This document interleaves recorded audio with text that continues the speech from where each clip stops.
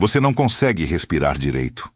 O metal aperta seu pescoço com força constante, cortando a pele cada vez que você tenta engolir. Suas mãos estão presas acima da cabeça, acorrentadas a uma barra de ferro que te força a ficar em pé. Seus pés mal tocam o chão. Apenas as pontas dos dedos conseguem alcançar a terra batida embaixo de você. Você está assim há 8 horas, talvez 9. Você perdeu a noção do tempo quando o sol passou do meio-dia e a sede começou a queimar sua garganta como brasas vivas. Mas não é a sede que mais dói. É o ferro, o dispositivo metálico que circunda completamente sua cabeça como gaiola cruel.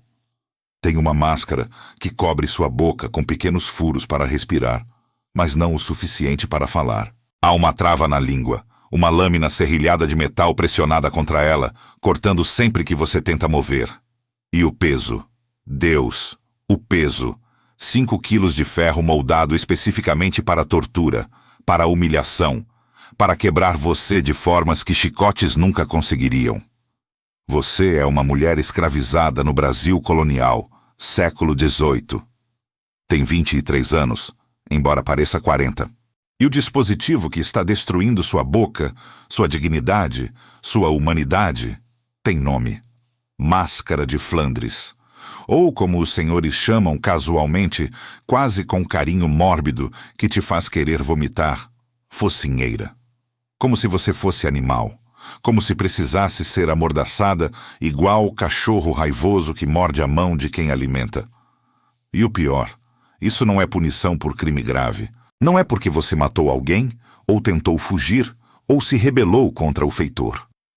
Não é porque você desobedeceu ordem direta, ou destruiu propriedade, ou cometeu qualquer ato que, em qualquer sociedade civilizada, mereceria punição. É porque você comeu. Comeu um punhado de farinha de mandioca da despensa da cozinha da casa grande. Porque estava com fome. Porque trabalhou 17 horas ontem queimando sob o sol escaldante do engenho de açúcar, cortando cana até suas mãos sangrarem, carregando feixes que pesavam mais que seu próprio corpo, e recebeu apenas um prato ralo de feijão aguado com alguns pedaços de toucinho rançoso. Então você comeu. Apenas isso. Você pegou farinha com dedos trêmulos enquanto preparava o jantar elaborado para a família do senhor. E foi vista. A sinhá, a senhora da casa, te viu através da porta entreaberta da cozinha. E agora, você está aqui, com ferro fundido trancado ao redor da sua cabeça, com língua sangrando onde as lâminas cortam, com pescoço em carne viva onde o metal esfrega a cada respiração, com corpo inteiro tremendo de dor, exaustão e terror do que ainda está por vir. E você vai ficar assim por 3 dias, 72 horas completas. 3 dias sem comer nada.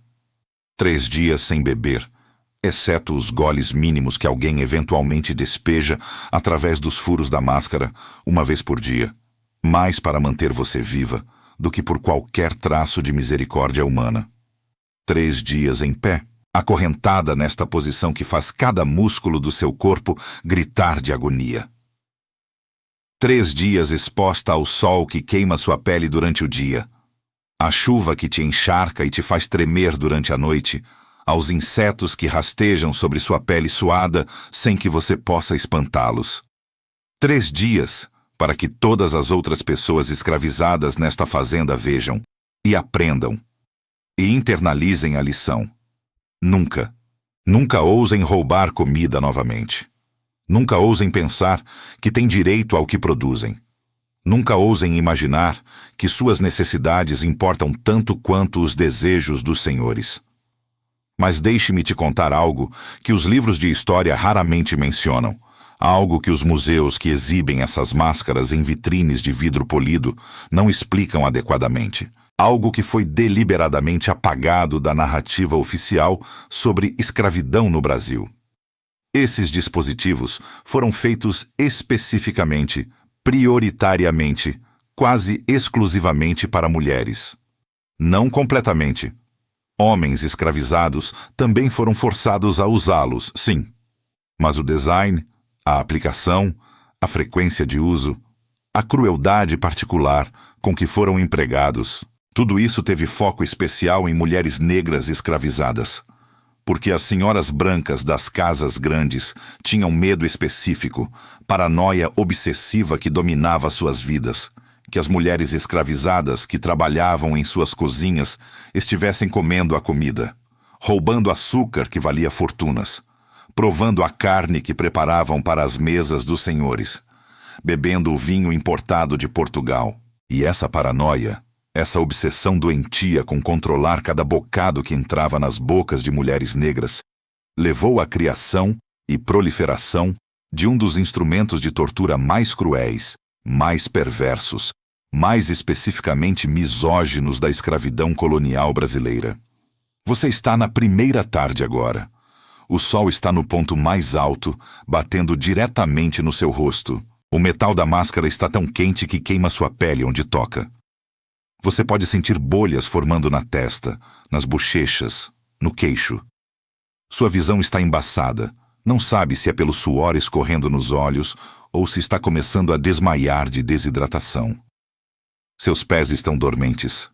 Você não os sente há pelo menos 2 horas. A princípio, havia dor aguda nos tornozelos, nos joelhos, nas coxas. Músculos tremendo violentamente, tentando manter seu corpo na posição vertical. Depois, veio a dor surda, constante, que pulsava com cada batida do coração. E agora? Agora há apenas vazio abaixo da cintura, como se suas pernas tivessem sido amputadas, e você estivesse suspensa apenas pelos braços. Mas seus braços, Deus, seus braços, estão esticados acima da cabeça há tantas horas que você não consegue mais sentir os dedos. Os ombros saíram do lugar. Você sentiu e ouviu o estalo quando isso aconteceu, há talvez 3 horas. A dor foi tão intensa que você desmaiou por alguns segundos. Mas as correntes não te deixaram cair completamente. Apenas te mantiveram pendurada, inconsciente, até você acordar novamente com dor ainda pior. E a máscara, a maldita máscara que não sai da sua cabeça. A lâmina contra sua língua cortou tão profundamente que você engoliu sangue durante horas. No começo, você tentou manter a língua imóvel, mas é impossível. Cada reflexo de engolir, e você não pode controlar completamente, faz a língua se mover ligeiramente, e cada movimento corta mais. Então você parou de tentar. Aceitou o sangue. Aceitou a dor constante e terrível na boca. Mas o sangue parou de fluir há algum tempo. Sua boca está seca demais agora para produzir mais.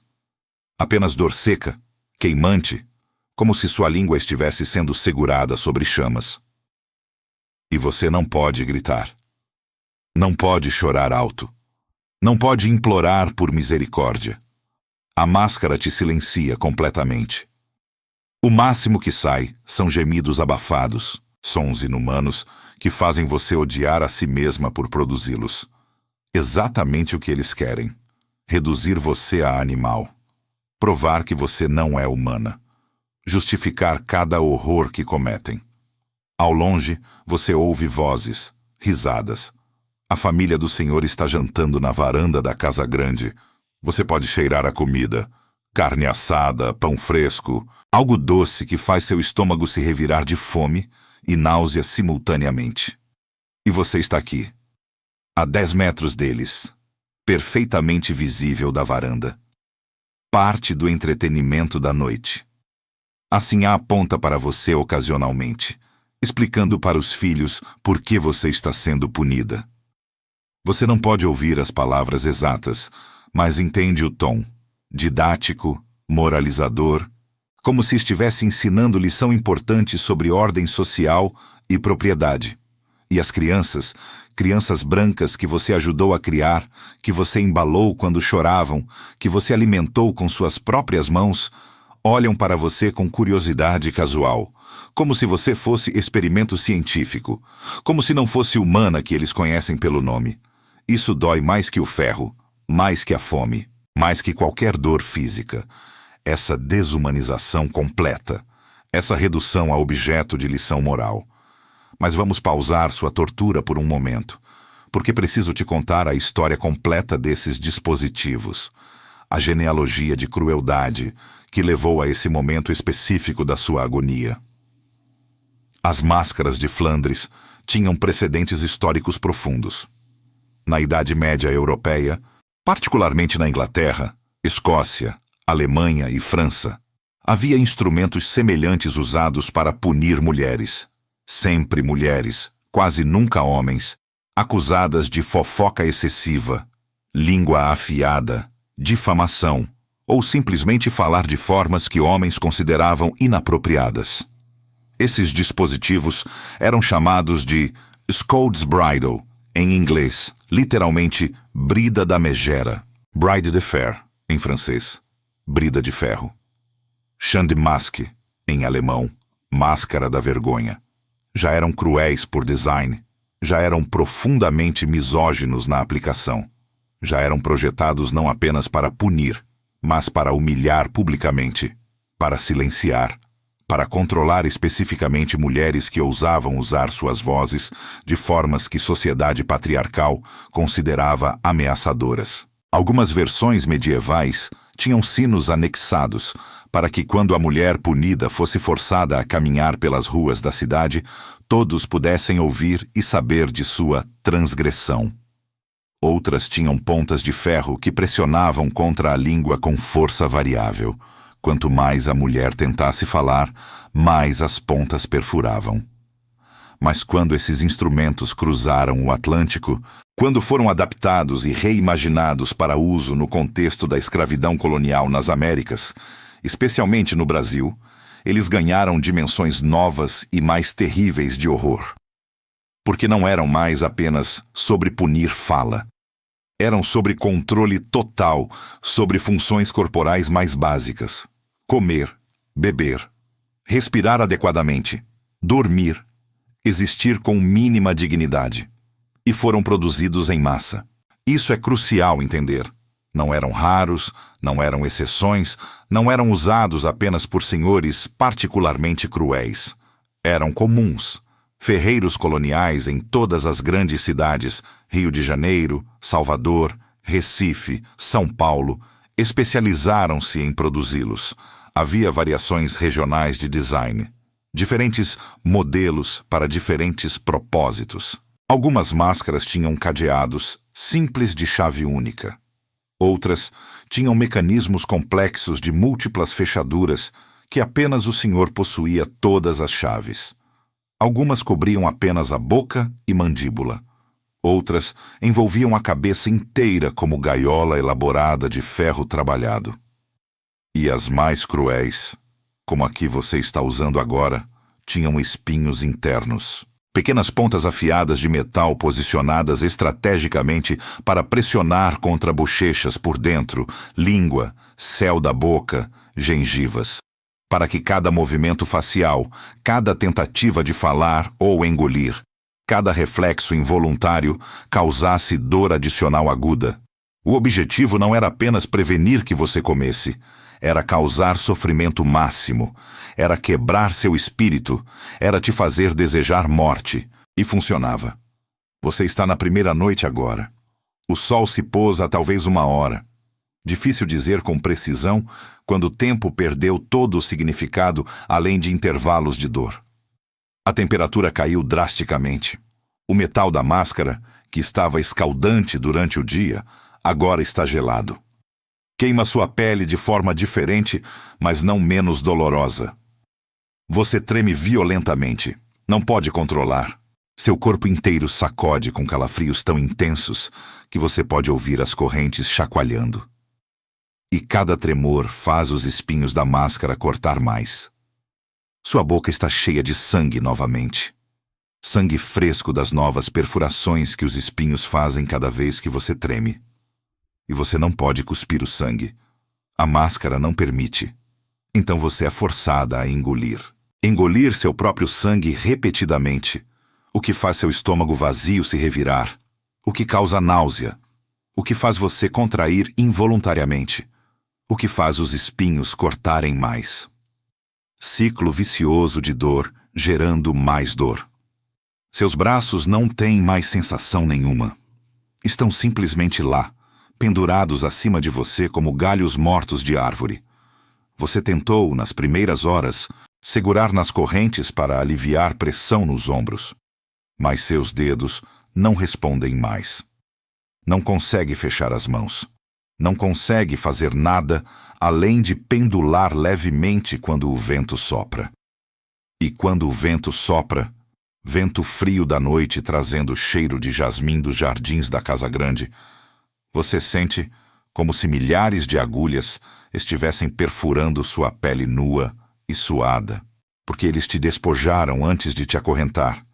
Não completamente nua, deixaram uma tanga mínima de algodão grosso, mas seus seios estão expostos, seu ventre, suas costas, suas pernas, tudo exposto aos elementos e aos olhares. Parte da punição é a vergonha, a humilhação de estar quase nua em local público da fazenda, de saber que qualquer um que passa, feitores, outros escravizados, visitantes ocasionais, pode ver você neste estado de degradação absoluta. Mas você passou além da vergonha há horas. Há apenas dor agora e medo. Medo de que você não sobreviva a isso. Medo de que sim, vai sobreviver e terá que carregar memória disso pelo resto da vida. Você escuta passos. Alguém se aproxima carregando lamparina de óleo. A luz dança, lançando sombras grotescas. Você força seus olhos, inchados quase fechados, a focar. É a Sinhá, a senhora da casa. Dona Maria Joaquina de Almeida e Silva. Você sabe o nome completo dela. Foi forçada a memorizá-lo, a usá-lo sempre com reverência apropriada. Ela para na sua frente, a apenas meio metro de distância. Segura a lamparina perto do seu rosto. Examina você com expressão que você não consegue decifrar completamente. Há curiosidade ali. Talvez satisfação. Definitivamente nenhuma piedade. Ainda viva, ela murmura, mais para si mesma que para você. Bem, mais 2 dias. Então veremos se aprende a não roubar o que não é seu. Você tenta falar através da máscara. Tenta dizer que você não roubou, apenas comeu porque estava morrendo de fome. Tenta explicar que trabalhou desde antes do amanhecer, que suas mãos ainda sangram dos cortes da cana, que você dá tudo de si todos os dias e tudo o que pedia era punhado de farinha. Mas não sai nada. Apenas gemido abafado, patético. Ela sorri ligeiramente, satisfeita com sua incapacidade de falar, satisfeita com seu silenciamento completo. Quando sair daí, ela continua, voz calma e educada como se estivesse discutindo o tempo.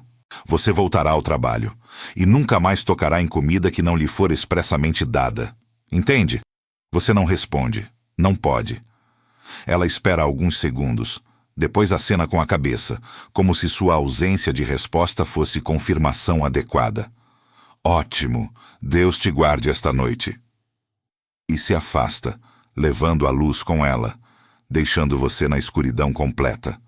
Deus te guarde. As palavras ecoam em sua mente. Que Deus guardaria isso? Que Deus permitiria isso? Que Deus abençoaria sistema onde mulher pode ser torturada por 3 dias por crime de comer quando está com fome? Não o Deus que ela adora.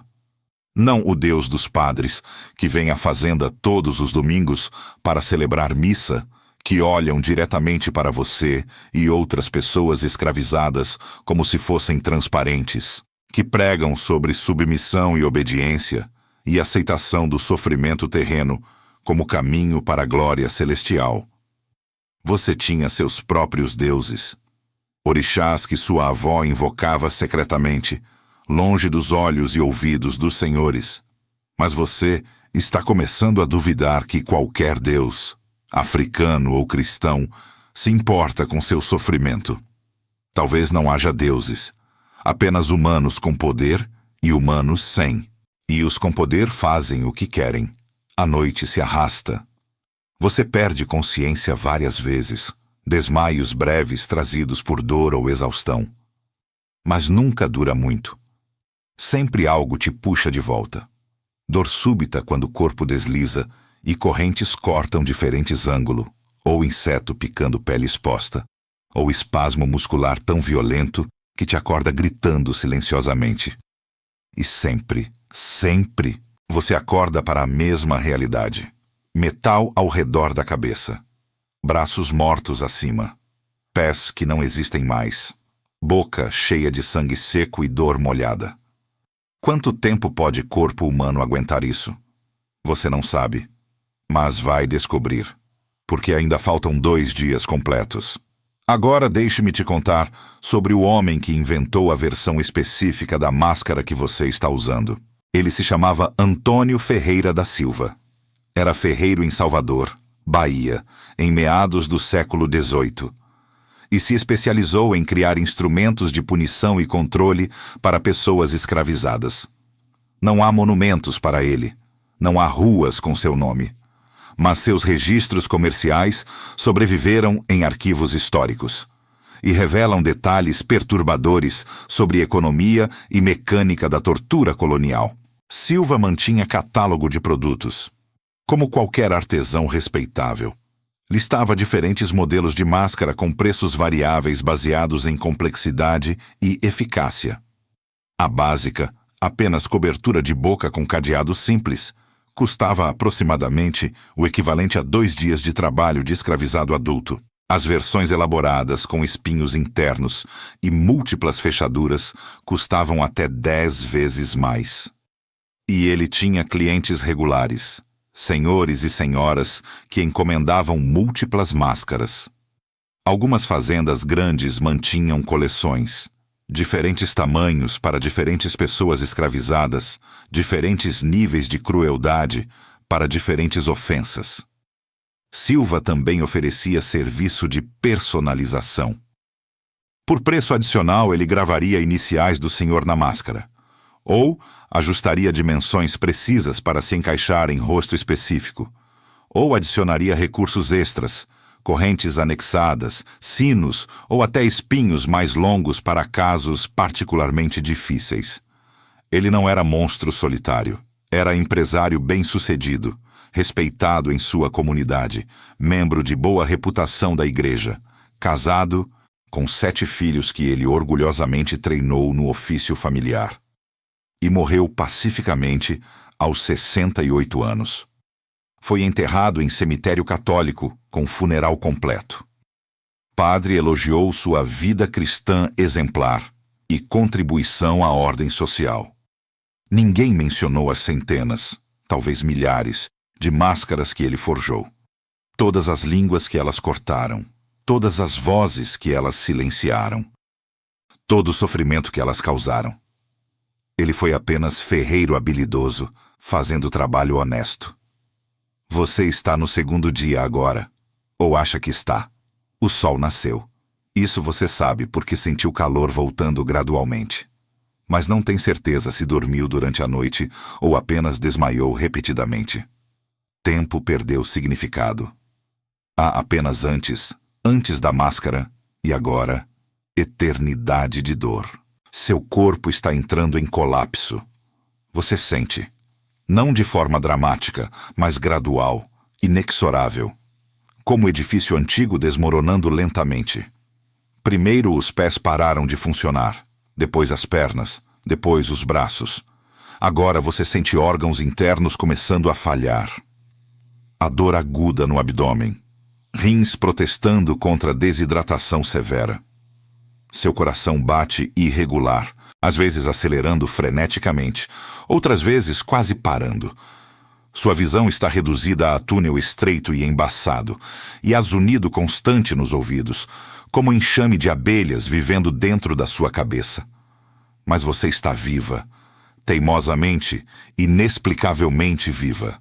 E então vem a água. Não misericórdia, apenas manutenção de propriedade.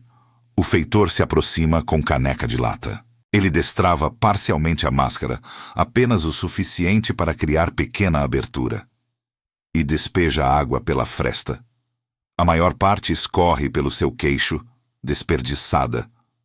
Mas alguns goles entram, E quando entram, quando aquela água toca sua garganta destruída, a dor é tão intensa que você desejaria que ele não tivesse vindo, porque sua garganta está em carne viva, inchada, coberta de úlceras, e água, mesmo água limpa e fresca, queima como ácido.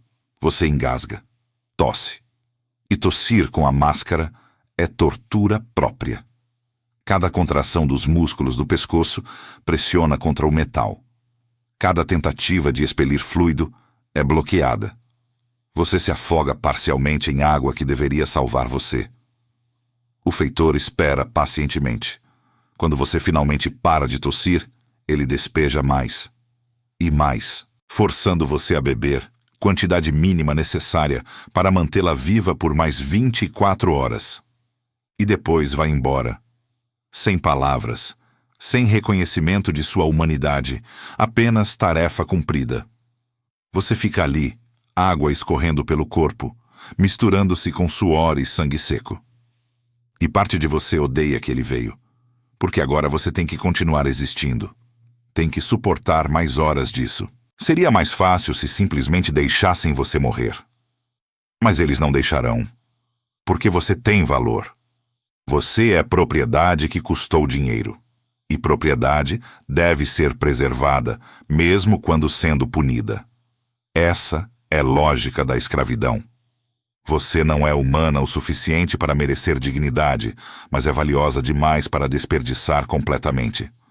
Ao longo do dia, pessoas passam. Outras pessoas escravizadas indo e voltando do trabalho. Elas olham para você. Algumas com piedade, outras com medo, todas com entendimento. Isso poderia ser eu. Isso será eu se eu cometer erro similar. E esse é exatamente o ponto. Você não é apenas sendo punida. Você é aviso vivo. Billboard de terror.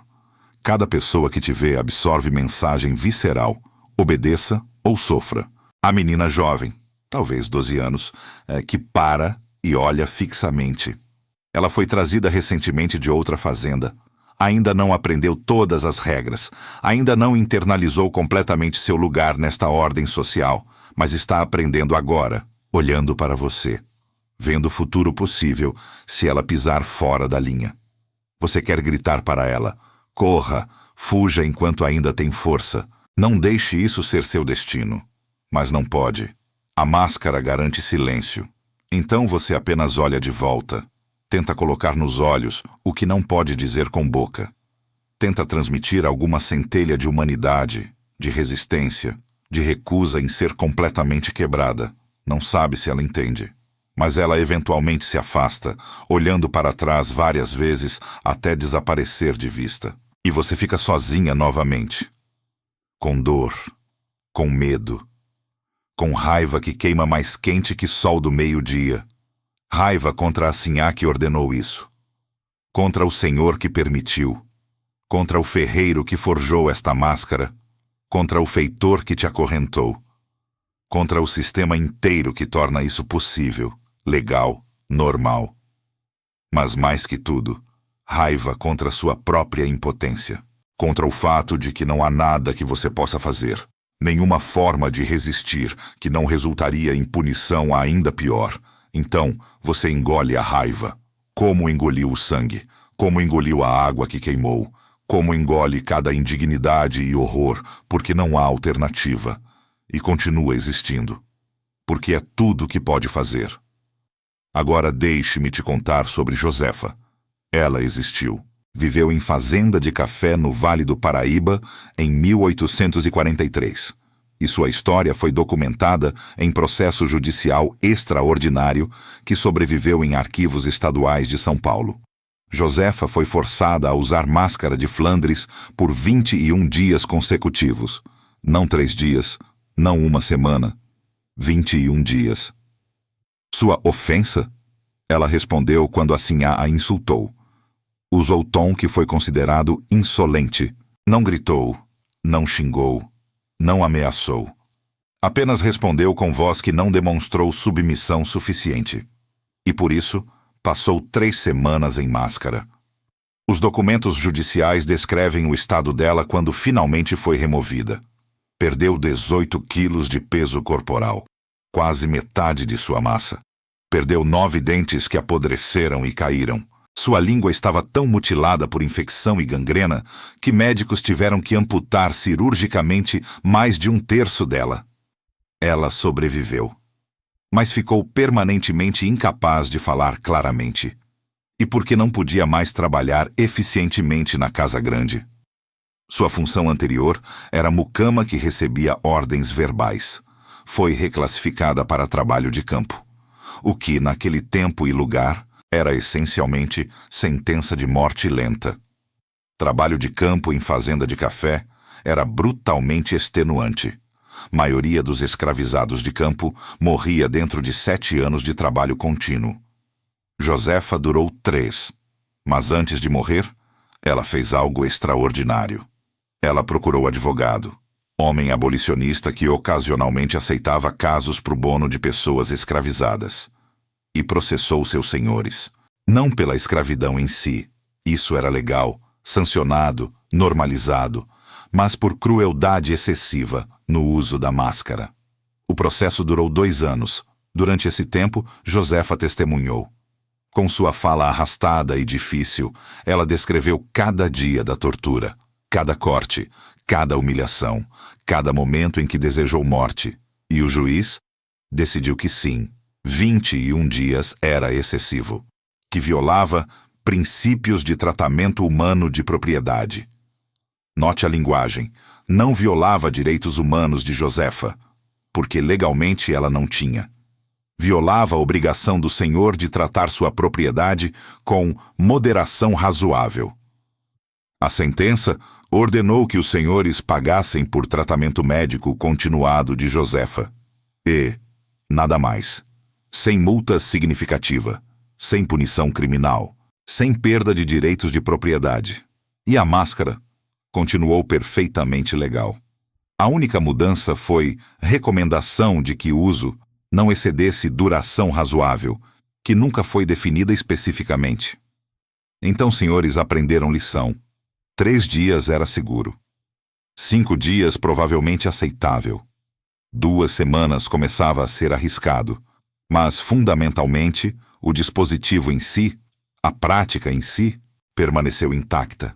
E Josefa morreu aos 29 anos, em campo de café, sob sol escaldante, provavelmente de exaustão, desnutrição e desespero acumulado. Mas sua história sobreviveu, em processos judiciais empoeirados que historiadores décadas depois descobririam. E através dela, sabemos que havia resistência. Havia mulheres que lutaram, mesmo sabendo que custos seriam terríveis. Você está no 3º dia. Ou você acha? Honestamente, não tem mais certeza. Tempo se dissolveu completamente. Há apenas eternidade de agora. Seu corpo não é mais seu. É coisa separada que você habita.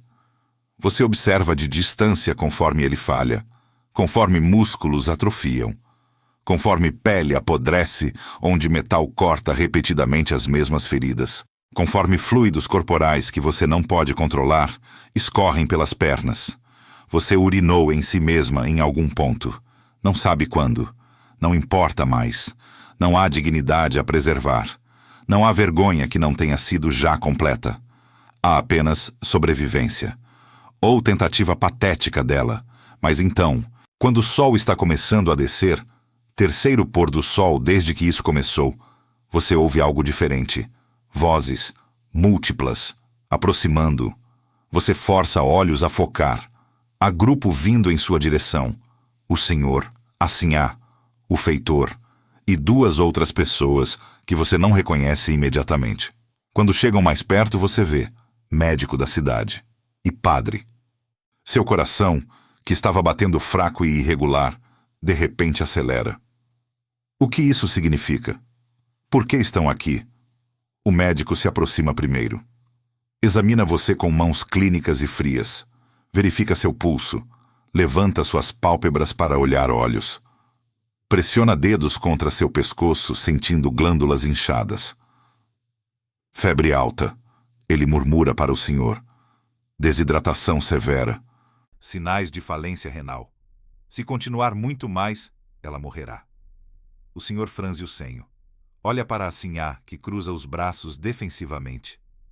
Eram apenas 3 dias, ela diz. Como sempre. Sempre? O médico pergunta, sobrancelhas levantadas. Você faz isso com frequência? Quando necessário, ela responde friamente. Para manter disciplina. O médico olha para você novamente. Há algo em sua expressão. Não exatamente piedade, mas talvez desconforto profissional. Como artesão vendo ferramenta sendo mal utilizada. Ela precisa ser removida, ele diz firmemente, imediatamente, e tratada, ou você perderá investimento. Investimento. Você é investimento. O senhor acena relutantemente. O feitor se aproxima com chaves. E finalmente, você sente a trava da máscara sendo liberada. O metal é removido. E pela primeira vez em 72 horas, ar toca seu rosto completamente. Mas não há alívio, porque quando máscara sai, dor explode de forma nova e terrível. Sangue flui para tecidos que estavam comprimidos. Nervos que estavam entorpecidos começam a sentir novamente. E sensação é agonia pura. Você grita. Finalmente, sem metal bloqueando, você grita. Som que sai é quase não humano. Rouco, quebrado, cheio de dor de 3 dias de tortura. E continua gritando conforme eles te baixam das correntes.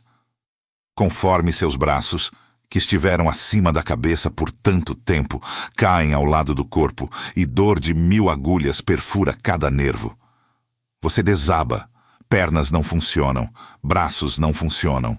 Você é apenas massa de dor e carne machucada no chão. O médico se ajoelha ao seu lado. Começa a examinar feridas. Há tantas. Pulsos em carne viva onde correntes cortaram. Tornozelos inchados 3 vezes o tamanho normal. Boca. Deus, sua boca. Ele abre delicadamente seus lábios e recua, chocado. Meu Deus, ele sussurra. A língua está. Há infecção severa. Gangrena, possivelmente. Isso precisa ser tratado cirurgicamente. Assim faz som impaciente. Ela sobreviverá? Talvez, o médico responde. Se tratarmos agressivamente. Mas ela ficará permanentemente debilitada. Não poderá falar normalmente. Trabalho fino será impossível.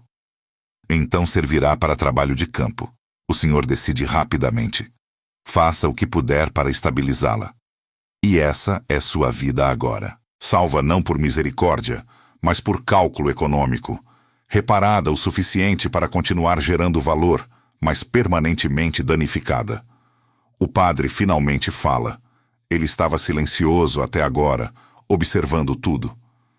Minha filha, ele diz, voz suave e paternal. Você deve agradecer a Deus por sua vida e deve aprender desta aprovação. Obediência é virtude. Submissão é graça. Aceite seu lugar com humildade e não sofrerá mais.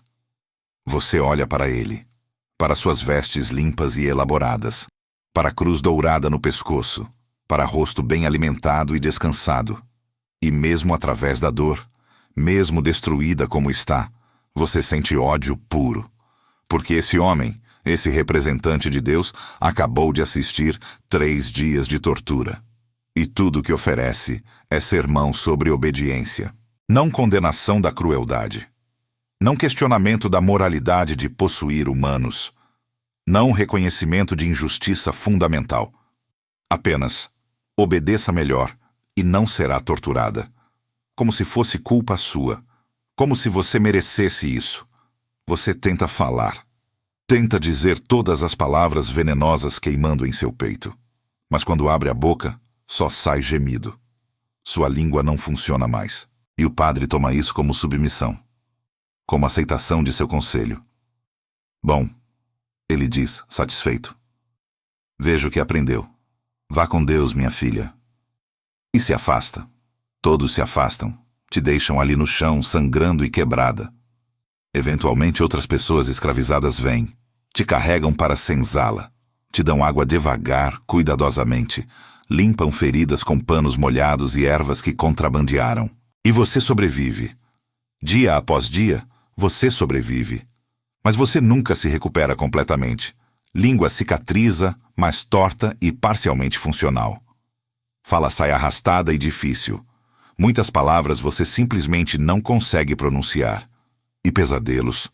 Deus, os pesadelos. Toda noite você sente a máscara novamente. Peso do ferro.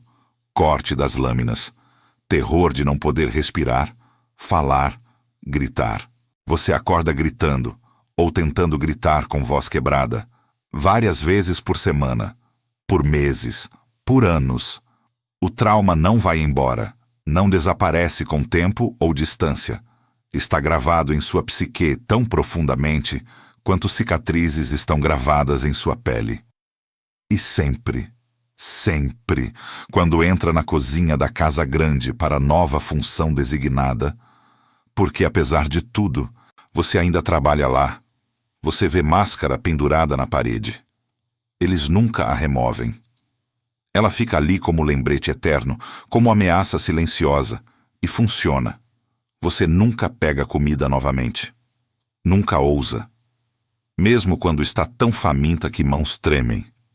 Mesmo quando está preparando refeições elaboradas e cheiro é tortura própria. Você trabalha, obedece, mantém cabeça baixa e voz silenciada, porque o medo da máscara é maior que qualquer fome. Maior que qualquer indignidade. Maior que qualquer desejo de resistir. E isso é o que o sistema foi projetado para fazer. Não apenas punir desobediência, mas traumatizar tão profundamente que a autodisciplina se torna desnecessária. Que você internaliza as correntes mesmo quando não estão fisicamente presentes. Isso é escravidão psicológica, operando em perfeita sinergia com a física. É quebra total da vontade humana através de aplicação científica de terror. E funcionou. Por séculos, em milhares de fazendas, com dezenas de milhares de mulheres. Mulheres cujos nomes nunca foram registrados, cujas histórias nunca foram contadas, que sofreram e morreram em silêncio imposto.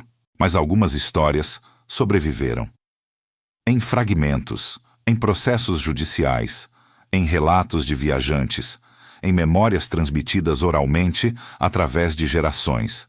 E através desses fragmentos, podemos reconstruir, parcialmente, imperfeitamente, a realidade vivida. Deixe-me te contar sobre Aquarelas de Debré. Jean-Baptiste Debré foi artista francês que viveu no Brasil entre 1816 e 1831. Ele pintou cenas de vida cotidiana, incluindo escravidão. E entre suas obras mais famosas estão pinturas de pessoas escravizadas usando máscaras de Flandres, nas ruas do Rio de Janeiro, carregando água, vendendo frutas, vivendo suas vidas com ferro trancado em suas cabeças. Quando essas imagens foram publicadas na Europa, causaram escândalo. Não porque europeus eram contrários à escravidão. Muitos países europeus ainda tinham colônias escravistas. Mas porque a máscara parecia particularmente cruel, particularmente desumana. Críticos abolicionistas usaram as imagens como propaganda. Vejam o barbarismo colonial, escreveram. Vejam como o Brasil trata seres humanos. E lentamente, muito lentamente, pressão cresceu. Não apenas de fora, mas também internamente. Havia brasileiros, minoria pequena mas crescente, que questionavam a moralidade da escravidão. E alguns deles focaram especificamente nas máscaras. Em 1835, grupo de médicos publicou o tratado argumentando que as máscaras causavam danos permanentes à saúde e reduziam o valor econômico de pessoas escravizadas. Note, não argumentavam por abolição por razões morais, mas por eficiência econômica. Ainda assim, teve efeito. Alguns senhores começaram a usar métodos alternativos de punição. Chicotes, claro, sempre chicotes. Mas máscaras se tornaram menos comuns, menos socialmente aceitáveis. Em 1850, lei chamada Código Comercial incluía provisões vagas sobre tratamento humano de trabalhadores escravizados. Máscaras não foram explicitamente proibidas, mas o uso público delas foi desencorajado. E gradualmente, ao longo de décadas, desapareceram. Não por bondade de senhores, mas porque se tornaram politicamente inconvenientes, porque embaraçavam Brasil perante nações estrangeiras, porque modernização e civilização exigiam aparência de humanidade, mesmo se realidade permanecesse brutal. Última referência confiável ao uso de máscaras de Flandres data de 1878, 10 anos antes da abolição, em fazenda remota no interior de Minas Gerais. Processo judicial descreveu o senhor que mantinha 3 máscaras e as usava ocasionalmente para correção disciplinar. Ele foi multado, pequena quantia, mas não preso, não despojado de propriedade. Apenas advertido que tal comportamento era incompatível com o progresso moderno. E depois disso, as máscaras desapareceram. Não destruídas, muitas foram preservadas, como curiosidades, como artefatos históricos interessantes.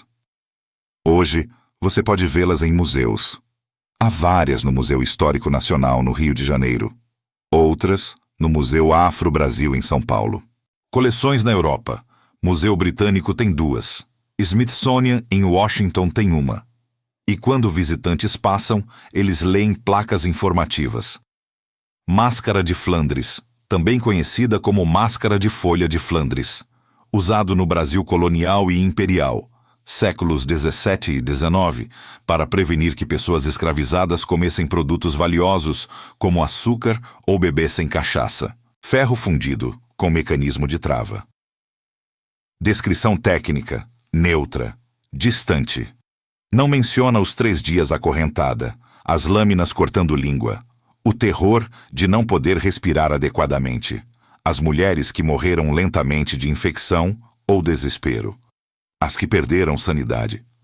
Não menciona que eram usadas desproporcionalmente em mulheres negras, que eram extensão de controle patriarcal, racial e de classe, que eram sobre poder absoluto, sobre corpos femininos negros específicos.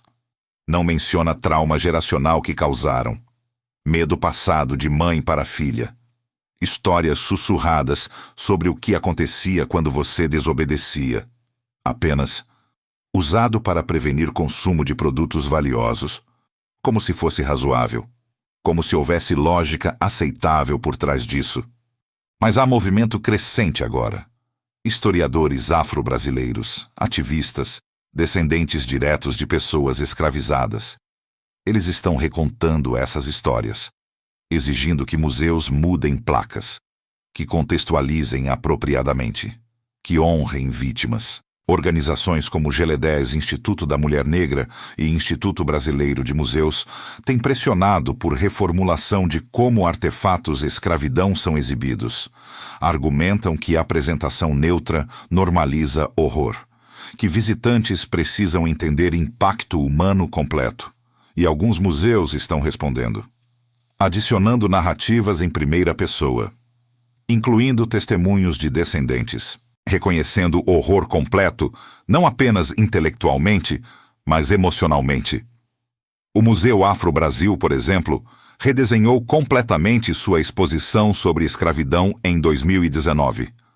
Agora, ao lado das máscaras de Flandres, há painéis com relatos reconstruídos baseados em documentos históricos. Há citações de processos judiciais onde mulheres descreveram sua dor. Há arte contemporânea de artistas negros respondendo a esse legado. E há espelhos, estrategicamente posicionados para que visitantes, ao olhar para as máscaras, vejam seus próprios rostos refletidos, forçando confrontação. E se fosse você? E se fosse sua mãe, irmã, filha? Porque enquanto visitantes puderem manter distância confortável, isso aconteceu há muito tempo. Não tem nada a ver comigo. História permanece abstrata, acadêmica, segura. Mas quando você se vê refletido ao lado do instrumento de tortura, quando é forçado a imaginar seu próprio rosto dentro daquela gaiola de ferro, algo muda. torna-se real, pessoal, urgente e talvez, apenas talvez, leva à reflexão mais profunda sobre legados duradouras dessa violência. Você viveu 27 anos após a tortura. Não é tempo longo. Média de vida para a pessoa escravizada em fazenda no século XIX brasileiro era aproximadamente 35 anos. Você morreu aos 50, então, na verdade, viveu mais que esperado. Mas não foram anos de qualquer qualidade. Foram sobrevivência, existência minimizada. Você foi transferida para trabalho de campo depois que sua língua mutilada te tornou ineficiente na casa grande. Trabalhou plantando, colhendo, carregando, de sol a sol, todos os dias, por mais de 2 décadas. Seu corpo se desgastou. Costas ficaram permanentemente curvadas de carregar peso. Mãos ficaram deformadas por artrite prematura. Pés desenvolveram úlceras crônicas que nunca sararam completamente. E nunca casou. Nunca teve filhos. Não por escolha consciente, mas porque trauma sexual, sim, houve aquilo também, embora não detalhamos antes, te deixou incapaz de formar intimidade. Qualquer toque te fazia congelar, entrar em pânico, reviver memórias. Porque a máscara não foi sua única tortura. Foi apenas a mais espetacular. Houve outras: estupros pelo feitor, espancamentos por infrações menores, isolamento em solitária por atitude ruim. Todas se acumularam. Cada trauma sobre trauma anterior, construindo peso que esmagava qualquer possibilidade de vida normal, mesmo dentro dos confins da escravidão. E você morreu sozinha, em senzala, de tuberculose, doença que devastava comunidades escravizadas, vivendo em condições insalubres e superlotadas. Nos últimos dias você delirou. Chamou por pessoas mortas há décadas. Por mãe que você mal lembrava. Ela foi vendida quando você tinha 7 anos. Por irmã que morreu em parto. Por avó que te contava histórias sobre África que ela nunca conheceu, mas mantinha viva em memórias transmitidas. E na noite final, você sentiu a máscara novamente. Não estava lá fisicamente. Estava pendurada em algum porão ou sótão, há anos sem uso. Mas você a sentiu. Peso fantasma. Dor fantasma. Suas mãos foram para o rosto tentando arrancá-la. Você gritou, ou tentou, com voz permanentemente rouca. E a mulher ao seu lado, outra escravizada, quase tão velha quanto você, segurou suas mãos. Cantou canção baixinho. Canção em língua que nenhuma de vocês falava mais fluentemente, mas que carregavam nas memórias celulares. Canção de liberdade, de ancestrais, de mundo além deste. E você morreu ouvindo aquilo. E talvez, apenas talvez, encontrou alguma paz que vida nunca ofereceu. Seu corpo foi enterrado em cemitério de escravizados, nos limites da fazenda. Cova rasa, sem marcador, junto com centenas de outros que morreram naquela propriedade ao longo de décadas. Hoje, provavelmente há shopping center ou condomínio construído sobre aquele terreno. Sem placa, sem memorial, sem reconhecimento de que centenas de corpos repousam embaixo do asfalto e concreto, porque o Brasil, como nação, ainda não confrontou completamente esse passado.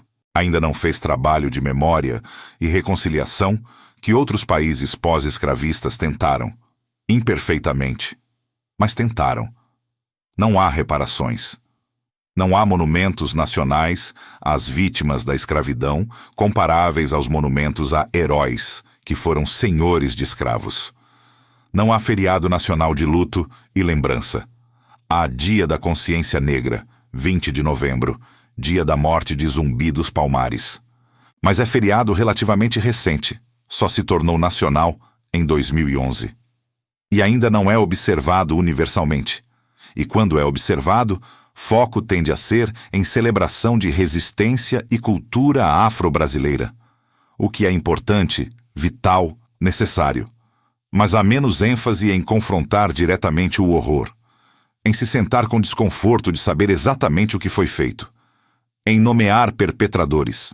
em rastrear como fortunas familiares modernas foram construídas sobre trabalho roubado e corpos quebrados. Há resistência a isso. Muita resistência. Famílias descendentes de senhores de escravos, e há muitas que sabem disso, que têm registros genealógicos provando, não querem confrontar. Argumentam que foi há muito tempo e não temos culpa pelos atos de antepassados. O que é tecnicamente verdade. Você não é responsável pelo que bisavô fez, mas você é responsável por reconhecer, por não se beneficiar silenciosamente de riqueza construída com sangue, por contribuir para a reparação e justiça. E quando instituições recusam fazer isso, quando sociedade prefere amnésia, confortável à memória dolorosa, violência continua. Em formas novas, mulheres negras no Brasil hoje ainda sofrem violência desproporcional. Taxas mais altas de feminicídio. Salários mais baixos para trabalho igual. Menor acesso à saúde, educação, justiça. E quando ficam grávidas, taxas de mortalidade materna são significativamente mais altas que para mulheres brancas. Por quê? Porque profissionais médicos frequentemente ignoram suas reclamações de dor. Porque há legado persistente de ver corpos negros como mais resistentes, menos sensíveis, menos dignos de cuidado. Isso não é coincidência. É continuidade direta de ideologias que permitiram máscaras de Flandres existirem. Se você pode colocar ferro na boca de mulher negra por 3 dias, porque ela comeu quando estava com fome, você já estabeleceu que ela não é completamente humana, que dor dela não importa tanto, que necessidades dela são secundárias à conveniência de outros. E uma vez estabelecido, isso persiste, através de gerações, através de mudanças legais formais, porque está incorporado em estruturas sociais, em preconceitos inconscientes, em distribuição de recursos e poder. Então, quando o médico, em 2024, ignora a mulher negra dizendo que está com dor durante trabalho de parto, e estudos mostram que isso acontece com frequência estatisticamente significativa, há eco. Eco distante, mas direto das máscaras. Do controle sobre corpos femininos negros, da recusa em reconhecer humanidade completa, e até confrontarmos completamente a origem. Até olharmos diretamente para as máscaras e entendermos não apenas que existiram, mas o que significaram e como afetaram gerações. Não podemos completamente erradicar o legado. Agora, deixe-me te contar sobre Maria Firmina dos Reis. Ela foi escritora afro-brasileira que viveu de 1822 a 1917, uma das primeiras mulheres a publicar romance no Brasil. E em 1859, ela escreveu Úrsula, considerado o primeiro romance abolicionista escrito por pessoa negra na literatura brasileira. No livro, a personagem chamada Mãe Susana, mulher africana escravizada que conta sua história. E em certa passagem, ela descreve punições que sofreu. Embora Firmina não mencione máscaras de Flandres especificamente, era ainda arriscado demais. Escravidão ainda era legal. Ela descreve ferros que silenciavam e torturas que faziam morte parecer misericórdia. Críticos literários contemporâneos a ignoraram. Seu trabalho foi esquecido por décadas. Só foi redescoberto em 1970, quando pesquisadores começaram a procurar ativamente por vozes literárias afro-brasileiras que tinham sido apagadas. E quando você lê hoje, com conhecimento histórico sobre máscaras de Flandres, fica claro o que ela estava descrevendo. Ela sabia. Ela tinha visto ou ouvido testemunhos de mulheres que sofreram. E ela tentou documentar, através de ficção, porque documentação direta era perigosa. Mas documentou ainda assim. E isso é resistência também. Não apenas física, não apenas fuga ou rebelião, mas preservação de memória. Insistência em que histórias sejam contadas, mesmo quando sistemas tentam apagá-las. Firmina morreu em 1917, aos 95 anos. Pobre e quase cega.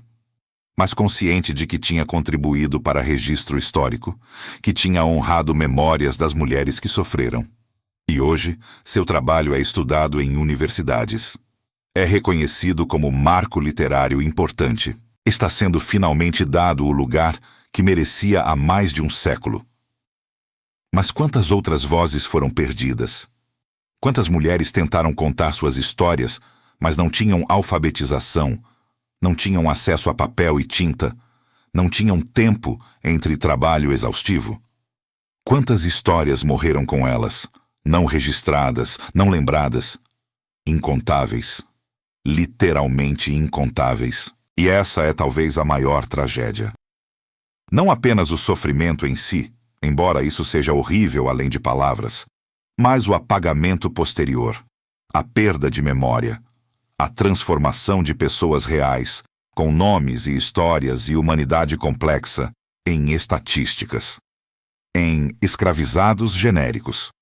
Historiadores modernos estão tentando reverter isso. Através de metodologias novas, eles rastreiam indivíduos através de registros fragmentados, certidões de batismo, inventários de fazendas, registros de vendas, processos judiciais, e lentamente, peça por peça, reconstruem vidas. Há projeto no Brasil chamado Resgate, Resgate de Memórias da Escravidão. Pesquisadores vasculham arquivos, procurando nomes, datas, detalhes. E quando encontram o suficiente sobre pessoa específica, criam biografia. Publicam online, dão rosto e história ao que antes era apenas número. Uma das biografias é de mulher chamada Ana Joaquina. Viveu em Bahia entre 1798 e 1852. Foi escravizada desde nascimento. Trabalhou como cozinheira em Casa Grande. E nos registros, a anotação. Castigada com máscara de ferro por furto de comida, 5 dias, 1831. 5 dias. Ela sobreviveu. E viveu mais 21 anos depois disso. O projeto Resgate tentou encontrar mais sobre ela. Vasculharam registros de igreja local, onde ela eventualmente foi batizada. Encontraram que teve 2 filhos, ambos também escravizados, e que morreu de febre, provavelmente malária ou outra doença tropical. Mas agora, Ana Joaquina não é apenas estatística, é pessoa. Com nome, com história, com sofrimento documentado e vida que continuou depois. E quando você lê sua biografia no site do projeto, a foto da máscara preservada no museu local. Possivelmente a mesma que ela usou. E você pode imaginar, não completamente, nunca completamente, mas aproximar-se do que ela sentiu. Do que você sentiu no começo desta narrativa. Porque ela era real. Você, personagem desta história, representa centenas como ela, milhares como ela. E todas merecem ser lembradas. Todas merecem que suas dores sejam reconhecidas. Todas merecem que digamos, claramente e sem equívoco: isso foi errado. Isso foi horror. Isso foi crime contra a humanidade que nunca deveria ter acontecido. Não importa que era legal na época. Não importa que era normal na época. Não importa que todo mundo fazia na época. Era errado. Ponto final. E quando reconhecemos isso completamente, quando confrontamos horror total sem desculpas ou minimizações, então podemos começar verdadeiro trabalho de cura e reparação. Mas esse trabalho mal começou no Brasil. Compare com Estados Unidos, onde há museus nacionais dedicados exclusivamente à história da escravidão e luta por direitos civis. A National Museum of African American History and Culture, em Washington, D.C., que visitantes podem passar horas explorando as realidades da escravidão através de exposições imersivas e educacionais. Ou África do Sul, onde processo de verdade e reconciliação após apartheid, embora imperfeito, pelo menos tentou confrontação pública e sistemática de atrocidades. Brasil não tem equivalente. Há museus menores, iniciativas locais, projetos acadêmicos, mas nada em escala nacional comparável. E há razão para isso. Confrontar completamente a escravidão brasileira, significa confrontar fato de que Brasil importou mais africanos escravizados que qualquer outra nação nas Américas. Aproximadamente 9 milhões de pessoas, quase 40% de todo o tráfico transatlântico. Significa confrontar que escravidão durou mais tempo no Brasil, até 1888, que qualquer outra nação americana. Significa confrontar que legados dessa escravidão ainda estruturam profundamente sociedade brasileira de hoje. E isso é desconfortável, ameaçador, potencialmente explosivo politicamente. Então, há preferência por esquecimento, por foco no futuro sem confrontar adequadamente o passado. Mas passado não esquece. Fantasmas não desaparecem por serem ignorados. Eles persistem em desigualdades raciais obstinadas, em violência desproporcional, em oportunidades negadas, em traumas geracionais passados de mãe para filha, em mulheres negras hoje que carregam medos que não conseguem explicar completamente. Medos de autoridade, medos de escassez, medos viscerais de punição que parecem desproporcionais à situação presente. Porque trauma é herdado, não apenas metaforicamente. A pesquisa emergente em epigenética, mostrando que traumas extremos podem afetar a expressão genética de formas que passam para próximas gerações. Então, neta de mulher que foi torturada com máscara de Flandres pode carregar marcadores biológicos desse trauma. Pode ter respostas de estresse elevadas sem entender por quê. Pode ter pesadelos sobre sufocamento sem nunca ter experimentado. O corpo lembra. Mesmo quando mente consciente não sabe.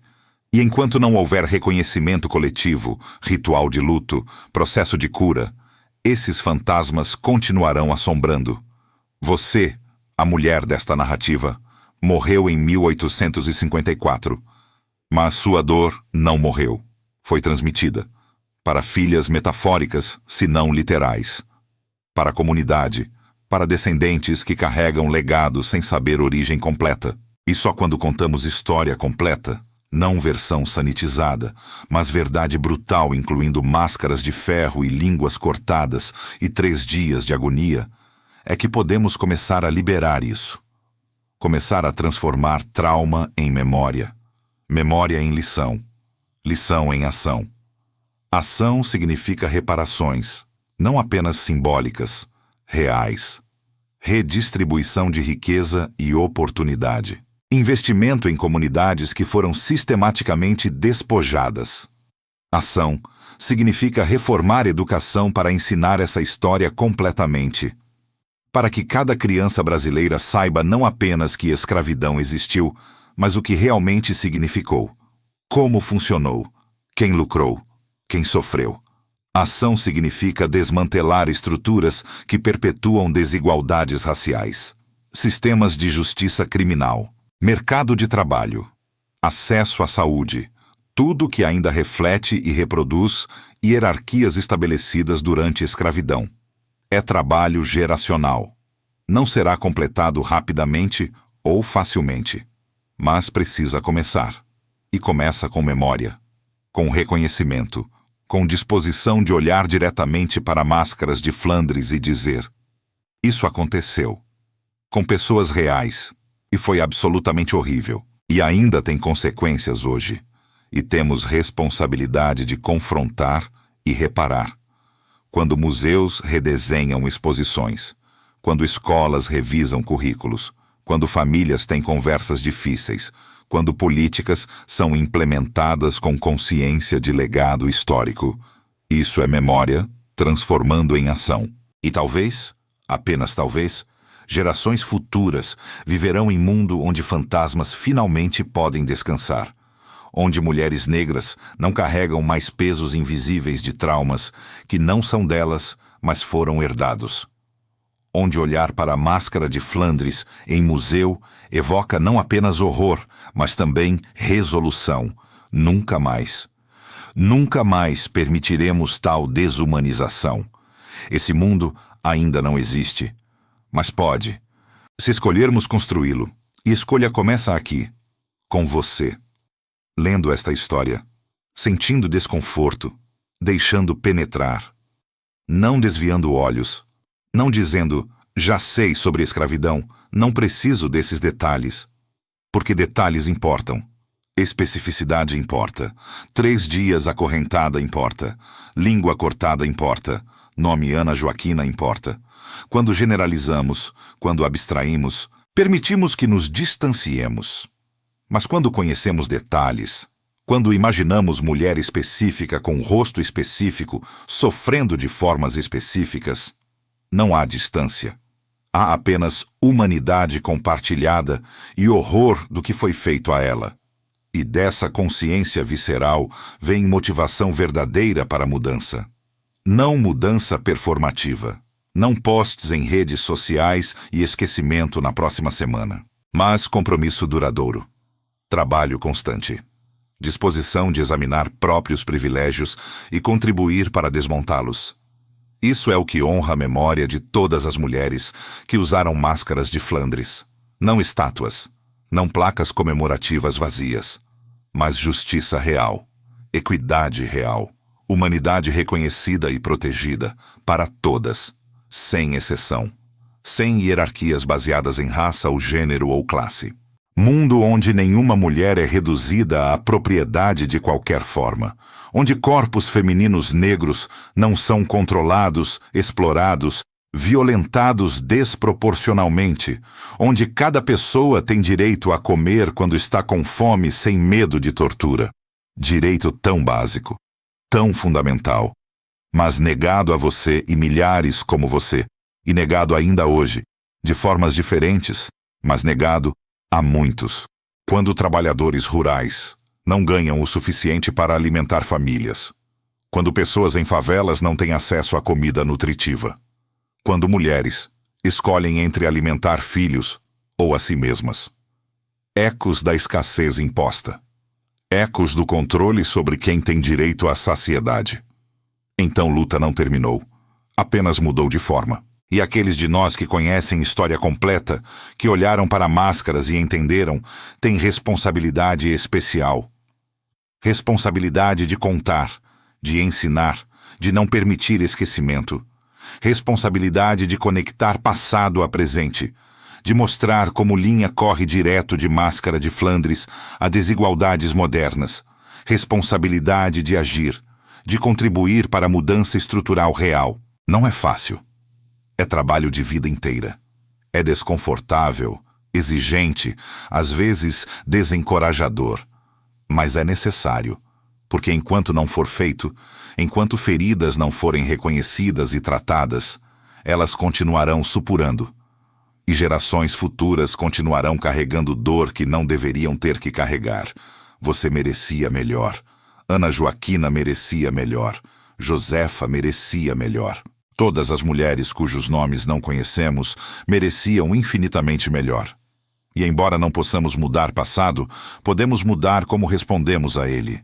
Podemos escolher memória sobre esquecimento, verdade sobre conforto, justiça sobre conveniência.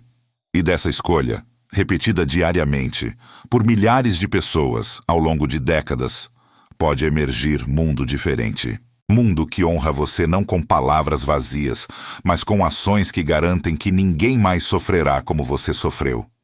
Esse é memorial adequado. Essa é reparação verdadeira. Essa é a única forma de dar sentido ao sofrimento, transformá-lo. De dor sem propósito em catalisador para a mudança. De ferida que apenas dói em cicatriz que ensina. De história de horror em motivação para garantir. Nunca mais. Nunca mais máscaras de Flandres. Nunca mais 3 dias de tortura por punhado de farinha. Nunca mais mulheres reduzidas à propriedade. Nunca mais. E embora façamos essa promessa sabendo que o mundo ainda está longe de cumpri-la completamente, fazer a promessa importa. Declarar intenção importa. Trabalhar em direção a ela, imperfeitamente, mas persistentemente, importa. Porque única coisa pior que confrontar horror seria permitir que seja esquecido. Permitir que você e todas como você desapareçam completamente da memória coletiva. Permitir que máscaras de Flandres sejam apenas artefatos históricos interessantes, sem reconhecimento da humanidade que destruíram. Isso não honraria você. Isso trairia você. Então escolhemos lembrar, completamente, dolorosamente, honestamente. Escolhemos contar sua história, não apenas os fatos abstratos, mas experiência vivida. Escolhemos sentir uma fração do que você sentiu. E escolhemos, a partir disso, agir. Para que memória de seu sofrimento não seja em vão. Para que contribua, de alguma forma pequena, para um mundo onde ninguém mais sofre assim. Esse é o único presente que podemos oferecer através do tempo. Único tributo adequado. Apenas memória e compromisso. Memória completa e compromisso inabalável. É o mínimo que você merece.